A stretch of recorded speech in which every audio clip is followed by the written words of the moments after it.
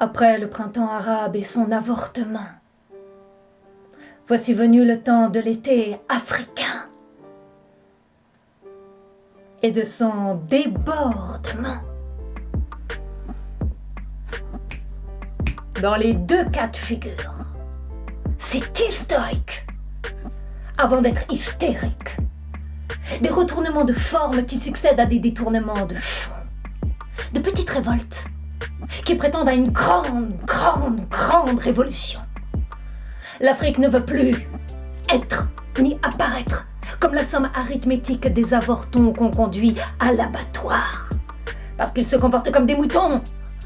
Après le Mali, le Niger, c'est au tour du Gabon de dire non. Non. Non à la France. Non à ses matons. Non à sa gérance. Non à son ingérence. Non à la France qui n'est pas là pour civiliser mais pour dévaliser. Elle n'a et n'aura jamais d'autre visée que celle de ses intérêts. Avalisée par les traîtres et banalisée par les prêtres. La France n'est plus désirée, ni aimée, ni même supportée.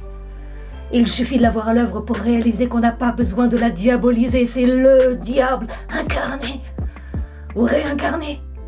Le diable qui te dévoile tes défauts pour voiler ses excès. Et te dévoile tes excès pour voiler ses défauts.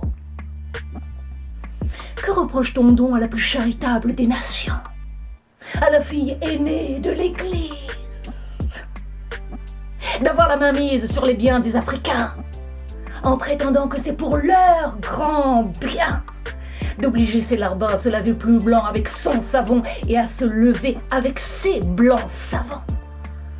C'est ce qu'on lui reproche très justement, de vouloir faire la pluie et le beau temps dans toutes ces régions, de vouloir se faire passer pour le fondement des fondements, celui dont nul ne peut se passer. Et ça en est assez. Assez. Il faut casser la France, si elle refuse de se casser.